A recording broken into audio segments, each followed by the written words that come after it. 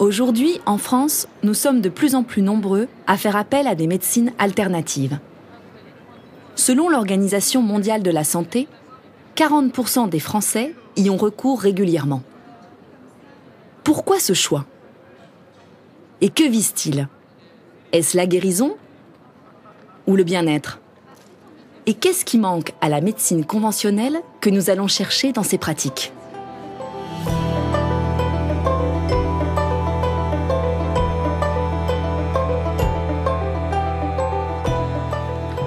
Nous sommes à Rennes pour rencontrer Nathalie Guernier. Elle exerce la réflexologie. Mais pas seulement. Elle est également praticienne de Reiki. Et aujourd'hui, elle reçoit un de ses patients. Je suis curieuse de voir comment ça se passe.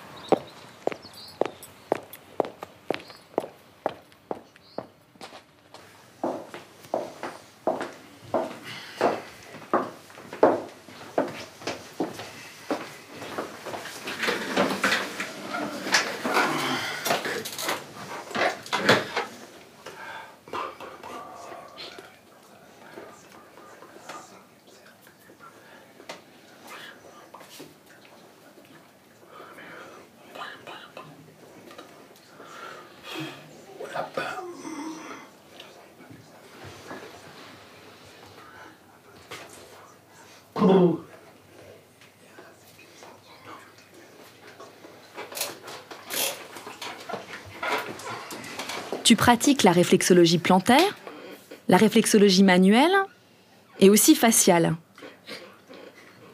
Tu es réflexologue. Mais par ailleurs, tu pratiques aussi le Reiki. Est-ce que tu peux nous expliquer ces deux disciplines?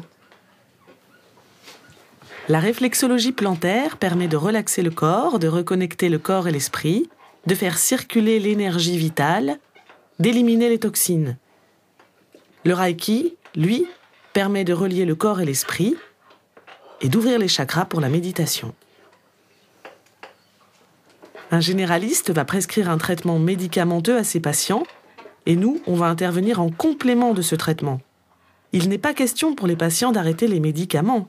Nous, on apporte un soin complémentaire, une relaxation qui va diminuer les douleurs.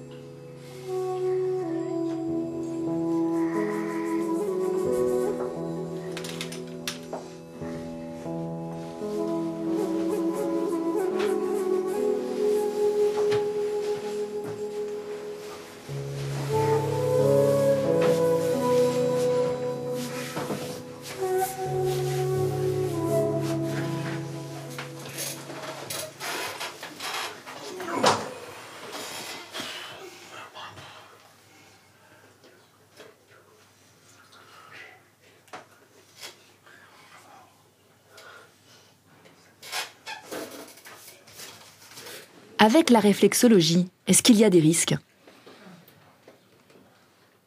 Tout à fait. Ça peut être risqué pour une personne qui aurait une phlébite, un problème de circulation.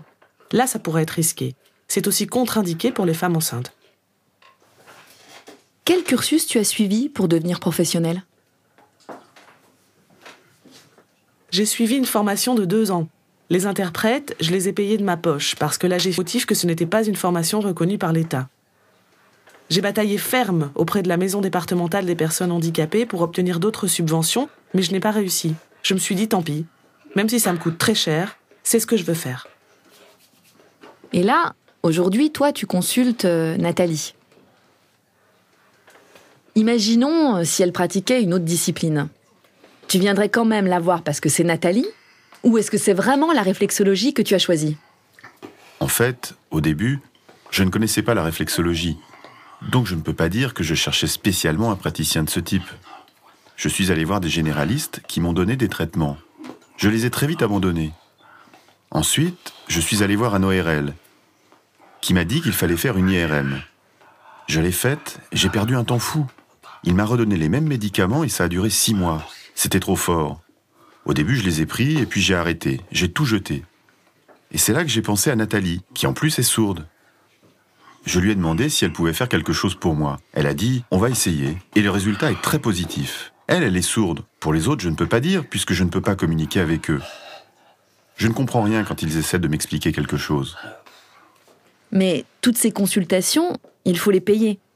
Ça finit par faire une belle somme. La sécurité sociale ne rembourse pas. Comment tu fais ?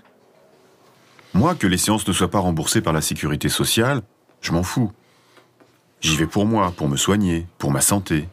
C'est pareil pour l'acupuncture ou toutes ces autres médecines qui ne sont pas remboursées. Mais c'est pas grave, c'est à moi que ça fait du bien. En plus, 5 séances, c'est rapide. Alors que chez le généraliste, faut y aller tout le temps, ça coûte de l'argent et ça creuse le trou de la sécu. Finalement, je vais faire des économies à la sécurité sociale en n'y allant plus. Bien sûr, ici, c'est pas remboursé, mais c'est pour ma santé. Donc je la remercie.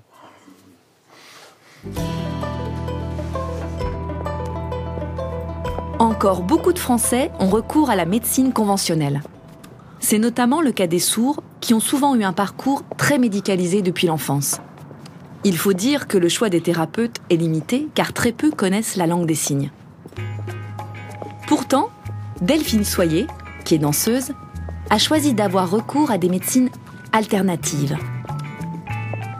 Alors, comment en est-elle arrivée à faire ce choix ? Je vais tout de suite aller le lui demander.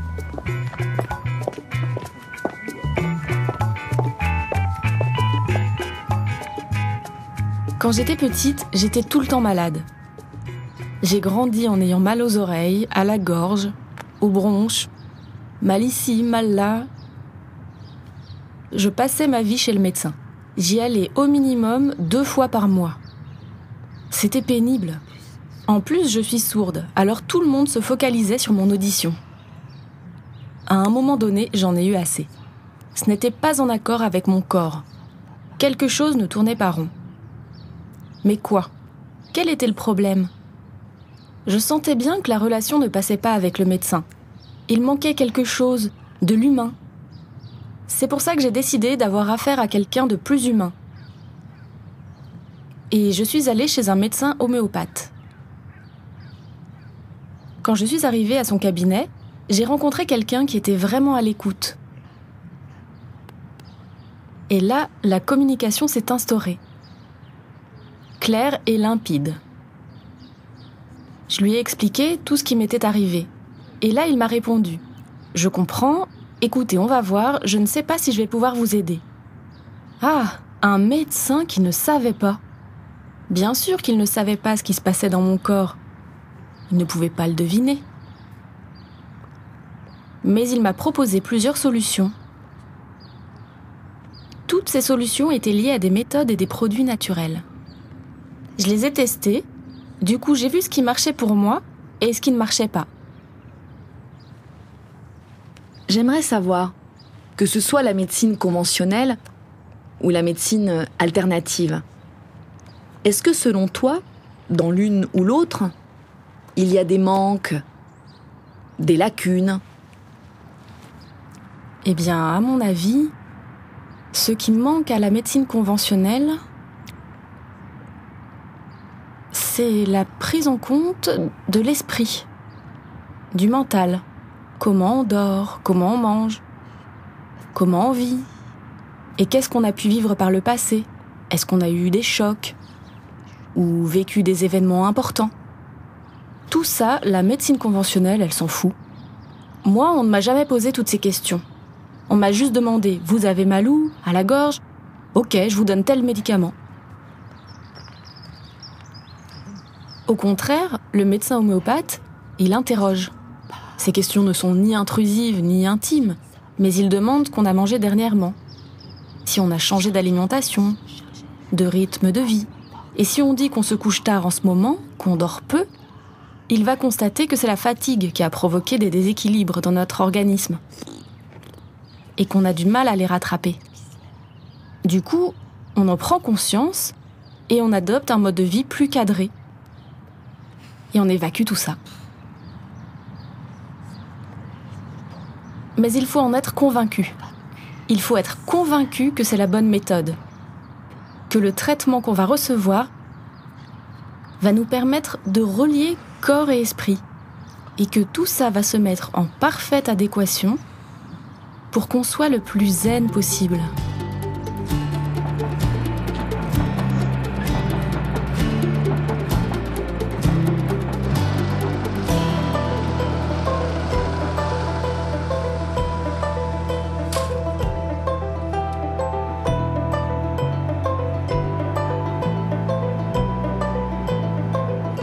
On pourrait croire que médecine conventionnelle et médecine alternative s'opposent. Ce n'est pas forcément le cas. De plus en plus de médecines alternatives sont accueillies dans les hôpitaux. Par exemple, ici, à l'hôpital de la Pitié-Salpêtrière, se trouve un centre intégré qui associe médecine conventionnelle et médecine chinoise.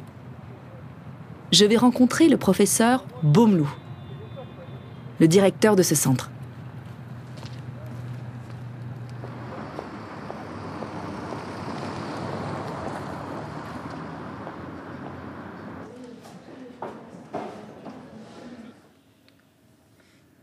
La médecine chinoise, qu'est-ce que c'est exactement ? Vous avez deux manières d'aborder cette médecine chinoise. Vous avez la nature même de la médecine et personnellement, il me semble que je n'arriverai jamais avant ma retraite à comprendre toute la médecine et toute la philosophie de la médecine chinoise. Et puis vous avez les applications. Dans ce domaine, il y a 3 applications bien connues. La première application, c'est bien évidemment l'acupuncture. La deuxième, ce sont les techniques corps-esprit, c'est-à-dire tai chi et qigong. La troisième, c'est le massage chinois, ce que l'on appelle le tuina, qui est le père du shiatsu japonais. Notre mission première, c'est de tenter d'évaluer ces techniques. Le deuxième élément, et moi, qui me paraît extrêmement important, le deuxième objectif de ce centre, c'est l'enseignement. Et non pas l'enseignement des pratiques, mais l'enseignement d'une philosophie qui consiste à dire à nos étudiants « Attention, il n'y a pas qu'une seule médecine. Il y a des milliers de médecines dans le monde, et nous pratiquons une médecine qui est dite médecine conventionnelle académique. Et il faut avoir cette ouverture d'esprit pour comprendre peut-être, pour se former peut-être à une prise en charge plus globale des patients. Quelle est la différence entre médecine conventionnelle et médecine chinoise ? Alors, la médecine conventionnelle, c'est une médecine scientifique. C'est un raisonnement purement cartésien qui soutient nos pratiques. Est-ce que la sectorisation de notre médecine par discipline, la néphrologie, la pneumologie, la cardiologie, ne sont pas des freins à une prise en charge plus globale des patients. Et un peu, c'est ce que nous recherchons, non pas dans l'exercice de la médecine chinoise, mais dans la réponse à la demande des patients. C'est d'essayer de leur apporter ce qu'ils souhaitent, car finalement, en dehors du circuit hospitalo-universitaire, ils ont recours à ces médecines, et donc il est anormal que le médecin soit absent de cette prise en charge. En fait, dès que je fais un effort, dès que je me penche, dès que je soulève quelque chose, ça tire. Donc ça peut être soit en bas, soit vers... Et vous avez des douleurs de type contraction? Est-ce que le ventre se durcit en même temps? C'est difficile. Il y a plusieurs types de douleurs en fait. C'est pas... Est-ce qu'il y a quelque chose qui vous soulage? Chaleur, massage, repos? Oui, massage. Oui. Ouais. Votre sommeil est comment? Agité, calme? Comment vous êtes la nuit? En général, c'est plutôt calme. Maintenant, c'est vrai que ça m'arrive de me réveiller plusieurs fois dans la nuit et d'avoir du mal à me rendormir au final. Alors, ici, on est plutôt dans une activité d'évaluation de l'acupuncture, dans le traitement des douleurs lombaires et pelviennes de la grossesse. Le but, c'est de se dire, est-ce que l'acupuncture est efficace, déjà, d'une part, sur ce type d'indication, et combien ça coûte, en fait. Combien coûterait cette offre de soins dans un milieu hospitalier tel que le nôtre. Et évidemment, si on montre qu'il y a un avantage et que les coûts sont possibles pour le milieu hospitalier, évidemment, c'est de pouvoir le développer et le proposer en offre de soins à toutes les patientes qui le souhaiteraient.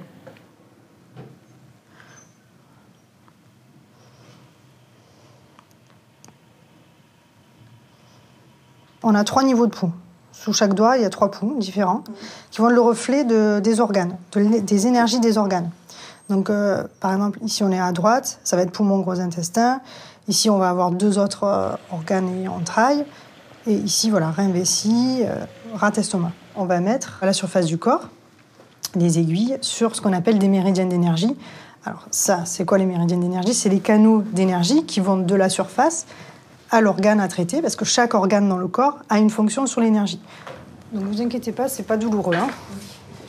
Voilà, donc c'est une aiguille qui est toute fine. Voilà, c'est superficiel. Donc vous pouvez vous allonger sur le côté. Ne craignez rien, hein, n'ayez pas peur. Voilà, installez-vous bien, vous êtes bien? Alors, ici, donc le méridien du cœur, maître des émotions. Ouais. Vous n'avez plus de nausées là maintenant? Non. Voilà. Ah oui, j'ai senti. Ça va? L'égourdissement. Ouais. Donc maintenant, on attend 20-30 minutes, on va laisser agir, faire circuler les énergies. Et puis après, je vous enlève les aiguilles. Ok. Voilà.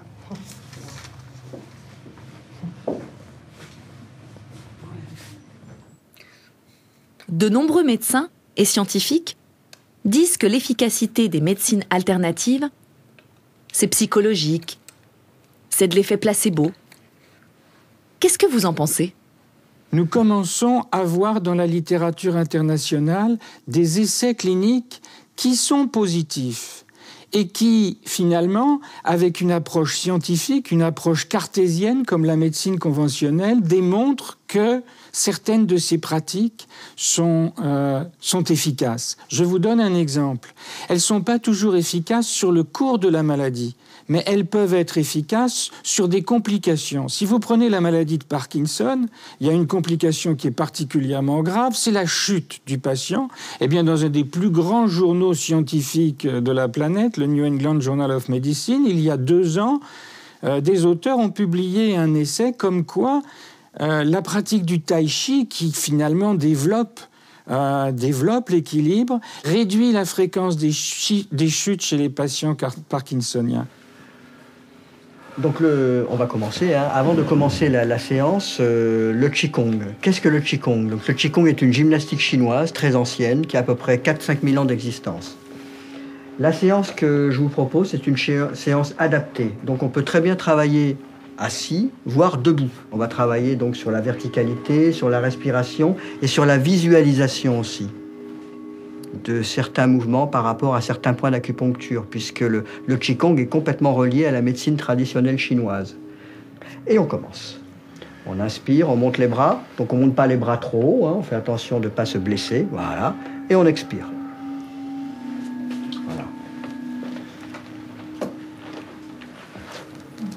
Voilà, on relâche bien les épaules.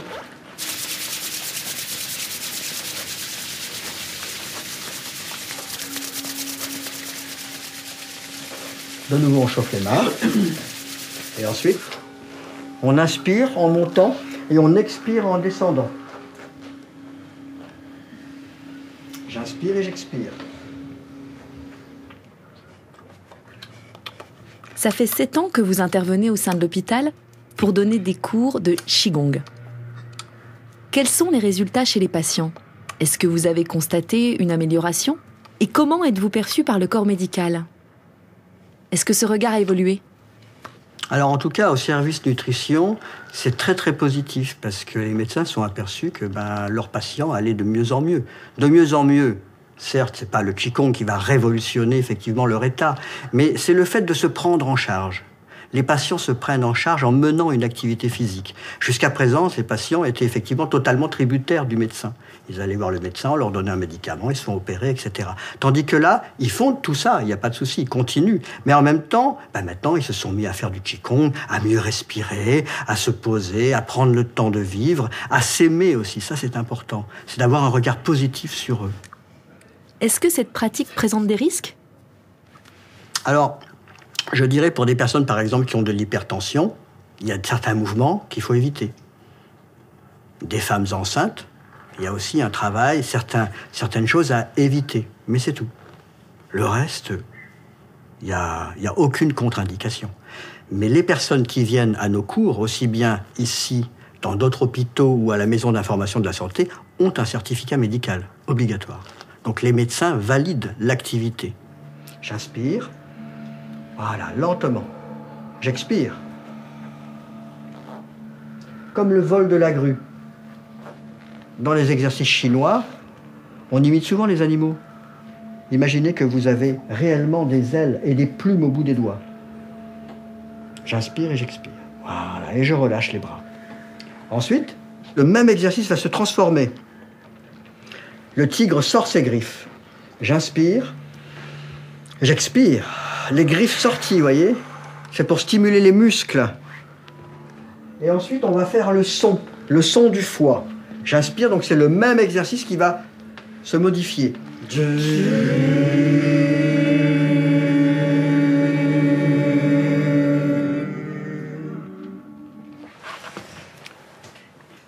Que vous a apporté la séance d'aujourd'hui? Écoutez, vous avez vu que tous ceux qui sont ici, on est un peu empâtés dans notre corps. Et pour diverses raisons médicales qui viennent de l'hôpital, donc j'ai pas besoin de m'expliquer là-dessus. Mais ça permet de redécouvrir un peu son corps. L'esprit marche en même temps ici. C'est ça qui fait la différence. Il y a le physique et il y a l'esprit qui bouge aussi et qui évolue aussi. Et ce lien corps-esprit, qu'est-ce que ça vous apporte de positif? On arrive un peu fatigué de sa journée et on ressort complètement différent, complètement détendu. Ça, c'est le bénéfice immédiat. Et puis le bénéfice à long terme, ça c'est plus long. Enfin, c'est la reprise progressive du mouvement, de la marche en particulier pour moi. Chose que je faisais plus. Que viennent chercher les personnes que vous recevez? Du bien-être? De la prévention? Ou réellement une guérison? À votre avis? L'objectif d'un hôpital, dans l'état actuel des choses, c'est le soin. L'objectif principal. Le bien-être, c'est un objectif de toutes ces médecines alternatives et complémentaires. Nous, ce que nous essayons, c'est de faire du soin avec des médecines alternatives et complémentaires. Et dans le soin, indiscutablement, vous avez une prise en charge qui est le bien-être. Si vous prenez la séance de chimiothérapie, il est évident que pas vomir après la séance de chimiothérapie grâce à de l'acupuncture ou à des médicaments, c'est favoriser le bien-être. Mais ça fait d'abord et avant tout partie du soin. Je prends le bâton au milieu, son centre, et puis je stimule donc les articulations. Comme si je tournais une poignée de porte. Lentement. Donc à chaque fois, j'inspire et j'expire. Toujours la respiration. Vous allez en même temps visualiser donc ce bâtonnet qui tourne, et vous l'imaginez tourner à l'intérieur du corps. Donc ça fait ombilic, diaphragme, et ensuite ça descend derrière, colonne vertébrale, périnée. Bien, très bien.